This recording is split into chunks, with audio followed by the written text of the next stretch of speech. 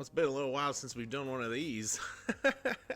Welcome back after a long hiatus to ZachTalksHawks. My name is Zach, and here we talk all about Seahawks football. We play video games every now and again, but really the NFL season is back, which means I'm back here on YouTube. I'm excited to sort of stumble and fumble my way back here to the YouTube landscape. I want to shout out my new friend, Joe Stevens, who has his own YouTube channel. You can follow him on Twitter. He sort of grabbed me from the abyss and brought me back into YouTube.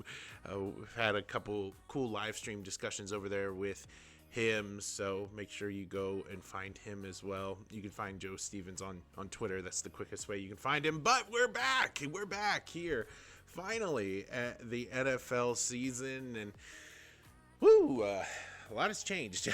A lot has changed here in the NFL, and I'm excited to dive right in with you here into Seattle Seahawks new campaign, new quest for a Super Bowl, and everybody has an equal chance right now to get to the big game, and I'm excited to dive in week by week with you with predictions and recaps. Every week we're going to have this kind of show where I give the prediction of Seattle's game and the predictions of the entire week one schedule, so we can keep track of my predictions throughout the year. First time I've ever done something like this, so we'll see how it goes. I can't guarantee any kind of success at all. So let's take a look here. Week one, actually it's now over here. So week one, we have Seattle versus a team that we are just intertwined with now forever, the Denver Broncos. Of course, the Seattle Super Bowl coming at the fate of Denver way back when, and then the Russell Wilson trade intertwines us some more. It becomes the worst trade in NFL history, which then Denver pays, and they now pay a bunch of dead money for Russell Wilson to not play on their team. And yeah, this old AFC rivalry has now taken on a totally new form in the NFL. They don't like us and we don't like them, but welcome to week one, Seattle versus Denver here in the Pacific Northwest. Of course, it's going to be a ruckus crowd ready to go, and there's a lot of changes with the Denver Broncos this season. You have Bo Nix taking the helm of a offense that is looking for anything other than what they have experienced in the last few years. Offensive continuity for that club is on the horizon. They've made some big payments on the defensive side of the ball, trying to shore up their secondary, and ultimately this is Sean Payton's gamble, right? Moving on from Russell Wilson, moving into a new quarterback, trying to make the next Drew Brees out here in Denver. And Bo Nix has played exactly 187 years of college football, so we'll see if all that experience is worth it. But he's going to take on a Seattle club this week that I think, if they just do the right things throughout the game and don't become their own worst enemy, this should be a game that Seattle wins pretty handedly in their week one matchup. Historically, Seattle's been pretty good at week one matchups. They've been actually one of the better teams in the NFL in the last couple decades for week one games. They just seem to fire off the ball well. And of course, with a new team, a new head coach, a new culture, that crowd is going to be rocking up there. Some keys to victory for Seattle this week, I think, mainly is to just stop the run and make Denver a one-dimensional team, and you will watch Bo Nix try to put the Denver Broncos on his back, which is probably the last thing that team really wants to see happen out here. My prediction for this game is that Seattle is going to win, I would say, by 2 scores. I kind of want to get greedy. I kind of want to say 17 points, but I'm going to be a bit conservative here. I think Seattle is going to come out on top with a victory here. Let's just say somewhere around the 24-14 mark is going to be a week one win for Seattle against Denver. You have all the running backs healthy. Of course, Shannon Nwosu is injured, and that's a big blow for this team for the first few weeks of the season. But ultimately, like, if Geno and company just do their job and don't become their own worst enemy, the additions of Byron Murphy and some of the tweaks Seattle has made to their linebacking core. I think their defense is apt enough to step up and step into a good sort of week one matchup for them. This really favors them. If they make Denver, again, a one-dimensional ball club, everything should fall apart for Denver. I would say by halftime or early on in the third quarter, we're going to feel like this game is in control. So my prediction for this week is that Seattle gets a win, and hopefully we can rejoice for a week and Seattle can rumble forward into their season with forward momentum. Let's take a look at our week one games. This is going to be a new thing for me here on the channel. My week one predictions tonight, Thursday night football, way out in Brazil. Hopefully the members of the Ravens and the Chiefs brought their Kevlar with them and they're able to line their pads as they play in Brazil. Not exactly the nicest place on earth right now, but it doesn't matter, because if you are a part of these teams, you probably don't have the free speech to talk about how dangerous it is out there. Thanks, Brazil. Anyway, we have the Ravens taking on the Chiefs here in our week one matchup. It's going to be a clash of two teams that really, really want this game, but I think this game is way more important for Baltimore than it is for Kansas City. We watched Kansas City last year come out slow. They've had sort of a noisy offseason, and I feel like this is going to be a game where Baltimore's going to feel really good about themselves. They need this win just to say, okay, like, mental hurdle done. If we face them later, we can beat them. So I do think the Baltimore Ravens come out on top on a neutral site game way out in Brazil. Moving on to Friday, we got a spicy matchup in the Green Bay Packers and the Philadelphia Eagles. Now, the Green Bay Packers are sort of the team that I'm going to judge Seattle by this season. I think Seattle should have, in terms of their ceiling, a season very similar to Green Bay last year. They might start out a little slow, but I think they're going to put it all together with their young squad and have the ability to make some noise in the playoffs. It's not realistic for them to get to like a Super Bowl or anything, but I do think that a couple playoff wins is in the bag for Seattle if they live up to their potential like Green Bay did last year. And they are squaring off against the catastrophic funk of the Philadelphia Eagles. Lots of conversations with this team with Nick Sirianni and Jalen Hurts jiving and trying to get along. You have Jason Kelce, who is retired, who isn't going to be the anchor for the tush push anymore. I'd be very curious to see how often Philly tries that this season without their center. But you have two Titans coming into their own here on week one, and I got a feeling that the road team's going to come out on top. Watch out. Green Bay's going to start out hot this year, carrying the momentum from last year, taking this week one dub. Green Bay winning against Philadelphia. We got the Sunday afternoon slates of football here with the Steelers versus the Falcons. It's Russell Wilson time in Pittsburgh. He's going to take the starting role. Mike Tomlin doesn't seem to be the happiest camper about that, but he's got what he's got. So it's either Russ or Fields, and he's going to trot out there with the Super Bowl winning veteran, trying to face against the Falcons, who have done everything humanly possible to try to garner some hope in this team. They had some great offseason acquisitions, especially really late in the offseason, and made sure that their defense is shored up. Of course, the big story out of Atlanta this season is going to get Kirk Cousins coming off an Achilles injury. He's going to be quarterback one, and Michael Penix, for all of us Seahawks fans, it's going to be really hard to root for you being a NFC opponent later on in your career. But hope we don't see you for a little while, because we obviously hope that Kirk Cousins has a nice, healthy year for Atlanta. I think the ceiling is really high. I do feel like this is going to be sort of a sloppy game, and then Atlanta, with their talent on defense, is going to start running away with this towards the end of the game, and Atlanta will wind up winning this thing by 2 scores.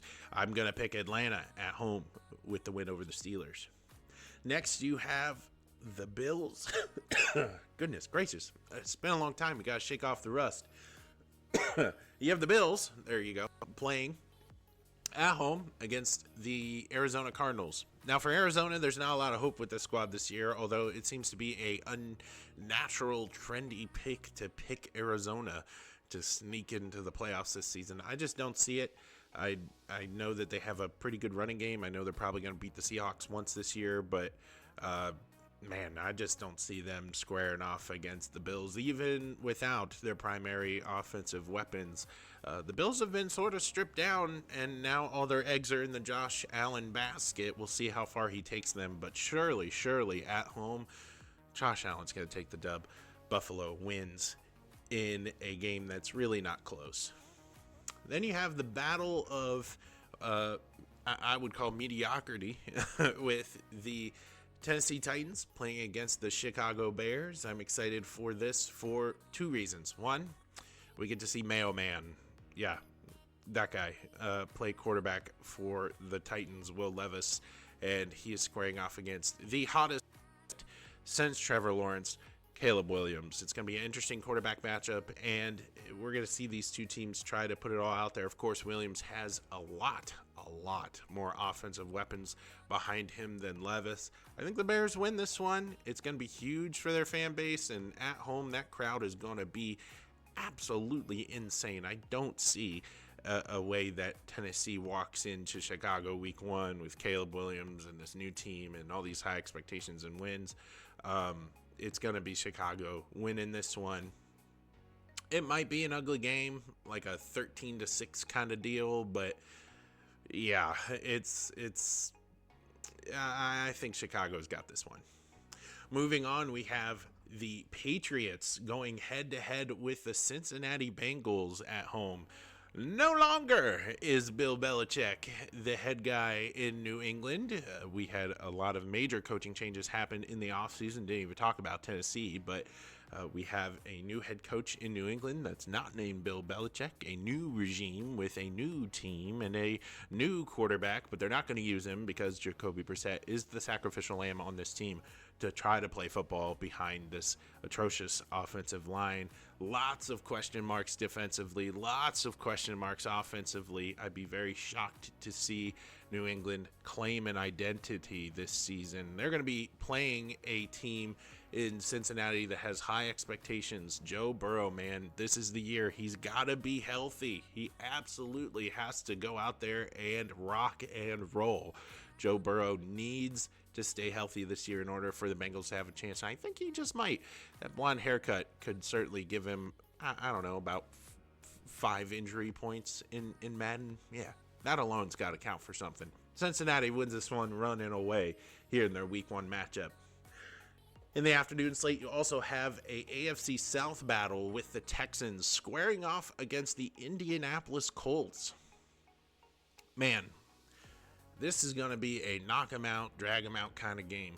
You got CJ Stroud entering year 2. Of course, he's the rookie phenom that caught the NFL world on fire as he has now put the tier 2 team in Texas on his back and has really shouldered them into relevancy in just the span of 1 year. They have a tremendous coaching staff, lots of great weapons on the offensive side, and now they got aims, big ones, to go to the Super Bowl this year, squaring off against the Colts, who didn't get that same opportunity as the Texans did last year with Anthony Richardson getting injured last season. I'm curious to see what AR does in the Colts offense. I hope he has learned how to slide. I would hate to see a talent like that be squandered, much like an RG3. But ultimately, the Texans are going to win a closer game than many people think. Texans win this one in what is always a tight battle in this division. Jaguars square off against the Miami Dolphins in Florida. The Battle of Florida begins here in week 1. You got Trevor Lawrence, man. This is the year, right? All Jaguar fans have been begging, pleading, hoping, praying that the Prince will finally ascend onto his throne in the AFC. Well, that's not going to happen because you have the Miami Dolphins who, right now, this time of year, it's going to be not cold, and they're going to be just fine playing at home. Miami evades their kryptonite and beats the Jacksonville Jaguars at home. That's my prediction for that game. In a game that I think will be close early on, and then it's going to get ugly later on down the road. Moving on, a NFC South battle in what is the dumpster fire of the NFL. The Carolina Panthers playing against the New Orleans Saints in New Orleans. They are slated for the 1 p.m. Eastern slot, and I think that as much as we want anything new to come out of Carolina, I feel like this year's going to be more of the same. Struggle bus to the max for Carolina this season. You really hope that their sophomore quarterback gets it all together and he is finally able to put together a decent season. But at the rate we're going, Carolina's got a bust on their hands and they don't have a lot of supporting cast around him. I think Adam Thielen is there in Carolina. He can only do so much and he's pretty old. Squaring off against the Saints, who have a competent defense, but their offense has a lot of question marks. All offseason, we kind of wondered, is this Derek Carr's team or not? I guess it is for now. Spencer Rattler's going to be on the bench for a little bit. I think the wheels will fall off on the Saints about midway through the season. We're going to see their rookie quarterback take the helm eventually. But for now, it's Derek Carr's show. And at the very least, I'm going to give the Saints an advantage at home. I really, really, really wanted this to be my upset of the week, but it's not going to happen. Saints win in this NFC South battle. Moving towards the 1 o'clock slot, you got two teams here that don't have a lot of hope. You have the Minnesota Vikings traveling to New Jersey to play the Giants, and where do I begin? The Vikings, filled with hope and wonder, draft their quarterback of the future, only for him to get injured in the preseason, and now he's out for the entire year. Yes, that is J.J. McCarthy, and that Michigan winning pedigree is gone from the Vikings, and they will turn to Sam Darnold, and I think we all know who Sam Darnold is at this point. He's a bust, and it's not going to change. Him being in Minnesota, this is not a good team. They're going to struggle most of the year. I think we're going to see Darnold seeing ghosts, going back home to the stadium he played in for quite a while, playing against the Giants, who are, handcuffed to Daniel Jones right now. They lost Saquon Barkley in the offseason. They don't really have a great offensive direction. Their defense could be sporty at times, especially on the defensive line, but other than that, there's not a lot to talk about with this team. One team had a lot of hope and promise dashed away by injury, and the other one just never had hope at all. So with that said, I'm going to pick the Vikings to win this game. I think Sam Darnold's going to go home, and I think he's going to win this game. I'm going to throw the Vikings a bone. I think they're going to come out here and win this football game in the last 1 o'clock slot, at least here on my schedule, playing it against the Giants. Moving into the 4 o'clock slot, we have the Las Vegas Raiders playing against the LA Chargers, two teams that shouldn't be where they are. Yeah, that's right. I think they should be in Oakland and San Diego, and that's that. That's a hill I'm willing to die on. These two franchises are trying to forge ahead with a new identity. The Raiders had a really sneaky good offseason. Their defense, of course, has a lot of prowess with their coaching staff, and I think they have the right pieces on the defensive side of the ball to be formidable. The big question on this squad is, can Gardner Minshew put together an entire season, much like he did in Jacksonville all those years ago, instead of just being the streaky, flashy quarterback that he is now, kind of like the guy who's sitting behind him, Aiden O'Connell, and can he put together a whole season? The Raiders sort of feel like the Raiders now, ironically. Like, they're scrappy. They're going to be a formidable team. You're not really going to want to play the Raiders this year. And then we move over to the Chargers, to the return of Mr. Harbaugh in the NFL. Yeah, that's right. The Chargers went out and gave a man who was running away from NCAA sanctions, Jim Harbaugh, his bag, and now he's playing in the NFL. As a Seahawks fan, we can't really talk, though. We kind of did the same thing for Pete Carroll. And yet, I expect big things from the Chargers this year. I think that Herbert is going to be a huge benefactor to the Harbaugh'ian way, I guess. That'll be a turn of phrase, hopefully, later on in this season. I don't think the Chargers are really going to Charger this year. I feel like they're going to sneak into the playoffs as a wild card and maybe make some noise in the playoffs against a familiar opponent. This team here has some big hopes and dreams in front of them. And my pick on this game weighs at where they're playing. This is going to be in Los Angeles, and this team is notorious for not showing up. I don't think if this team packs itself, or the stadium packs itself with Raiders fans as they are accustomed to doing, the Chargers are going to do very well. I feel like the Raiders are going to squeak this one out. Possibly you get your last-second field goal of the week here, and you're going to watch the Raiders upset the Chargers at home. They're not my upset of the week, but on paper, it would certainly classify as one. Into the 425 slot, we have the Dallas Cowboys. Woo! America's team playing the Browns in Cleveland. And this is a matchup that I think a lot of eyes are going to be on simply because this is Dak Prescott's year to finally get out of Dallas.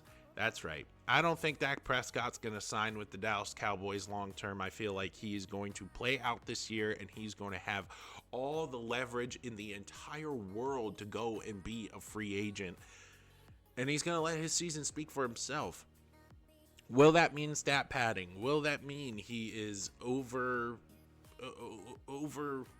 performing in games that they should just thump teams and struggling in games where they're playing formidable opponents? Of course, that's the Dallas Cowboys. That's who they are. And this all-in philosophy on Dallas of basically just getting the players that they were supposed to pay except for Dak and Micah Parsons and bringing back Zeke Elliott. That's a totally new definition of all-in, but at least they have a direction. It's the same direction they've always had, and Dak is going to try to lead a season in which he can stand on in free agency, playing against a team that, oh man, I gotta give you props, Cleveland. At the very least, you are unashamed that you have given the worst contract in NFL history to a quarterback in Deshaun Watson. This is Watson's big year of, can he finally be the man? And look, this is the team that had Joe Flacco come in last year and light it up in the face of Deshaun Watson, who struggled most of the year, and he was injured and he was banged up. I think you're going to find more of the same here. I think if you're going to plug Jameis Winston, who's the backup, into this team, they're going to be okay. Now, Nick Chubb, not in right now. He's on the PUP list, but he's scheduled to eventually come back into this squad. That'll take the load off for Deshaun, but right now it's all on him. And as far as I'm concerned, he hasn't shown really much at all to be the guy in Cleveland. Regardless of what their defense looks like, regardless of what Dallas's defense looks like, Watson's going to struggle here in week one. I'm going to pick Dallas on the road, going to Cleveland and beating the Browns. 425 slot, once again, we got the Washington Commanders playing against the Tampa Bay Buccaneers in Tampa. This is a really cool matchup. You have Jaden Daniels, who the fan base in Washington was split on for the longest time until he finally signed his contract, and now he's the dude. You have Dan Quinn coming in, trying to resurrect his coaching career in Washington, and this team's going to be scrappy. Nobody's really going to want to play Washington this year, I feel, simply because they're just going to be that gnat team, that team that sort of flies around and wants to get in your face and wants to cause problems and be the issue, and they're just going to be a weird, scrappy team that, you know, some of these bigger teams are going to struggle put away later on in the year. as Daniels develops. They're playing against the Buccaneers, who have now given Baker Mayfield the bag, not in comparison to all the other quarterbacks in the NFL who got the bag, but Baker now has a contract. He is the guy. They're going to let him bake in Tampa Bay, and I think him and Evans are a great 1-2 punch, one of the seldomly talked about 1-2 punches in the NFL, and I think Tampa Bay is going to be a really formidable team. This is going to be a close game, though. I think Washington's going to stick around for a little while. Ultimately, Tampa Bay takes this one late in the fourth quarter. Rams in the 8:20 spot, Sunday Night Football, going to Detroit. Yes, the football guides have spoken once again.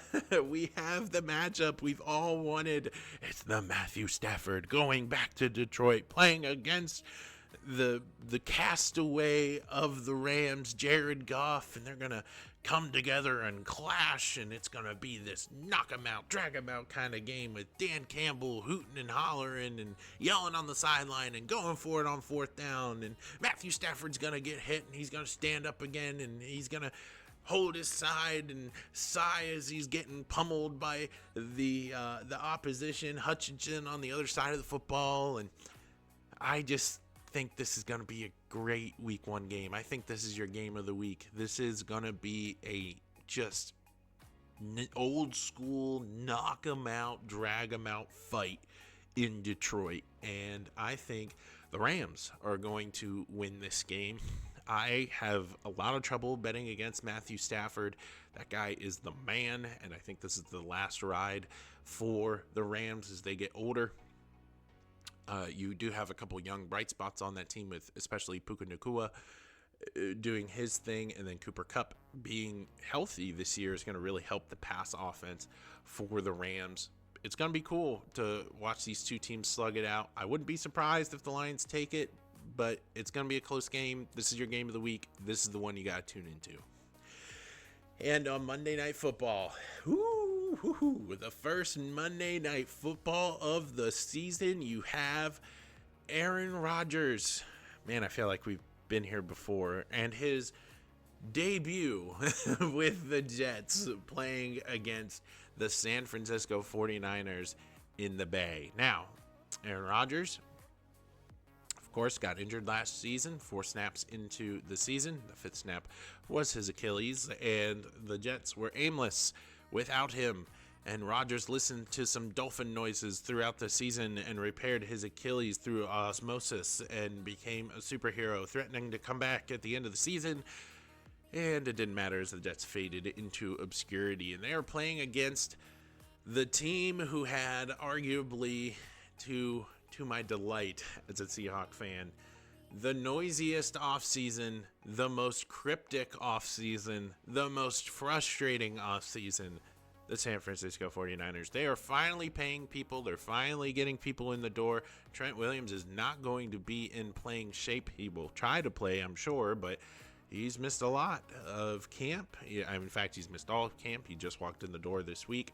And that's going to be a big problem for Brock Purdy. Brock Purdy during camp has not looked good at all without Ayuk standing there next to him. Now, of course, Ayuk gets paid, but now he's not in game shape. And all the stars, all the stars are starting to align for the Jets. Yeah, I'm going to take it, and I'm trying to put my biases to the side. I'm a realist when it comes to the Seahawks. I'm a realist when it comes to the NFC West. I think this is the 49ers division to lose. I think this is going to be a very positive year for the 49ers, but I don't think they win this week. I think that your upset of the week, will happen on Monday night as Aaron Rodgers' triumphant return with Nathaniel Hackett and Robert Saleh in tow waltzes into the Bay and beats the 49ers. And, in fact, I'm going to say this. They're going to beat the San Francisco 49ers by 10 points. Yep, you heard it here first. 2 possessions. I think Brock Purdy's camp has some legs to it. He has struggled. He has not found a rhythm, and I'm confident he's going to find it now that his prominent tackle and his number one wideout is back. But that's going to take some time. You have delayed the launch of a really, really good football team. You're not going to see the Niners really hit their stride until week 3, week 4. And I can see them really ripping off a bunch of wins and going on a very long run to our detriment as Seahawks fans. But all the stars have aligned, man, for the Jets to come in and take this one. So I'm taking it. This is my upset of the week. The Jets take it against San Francisco week 1.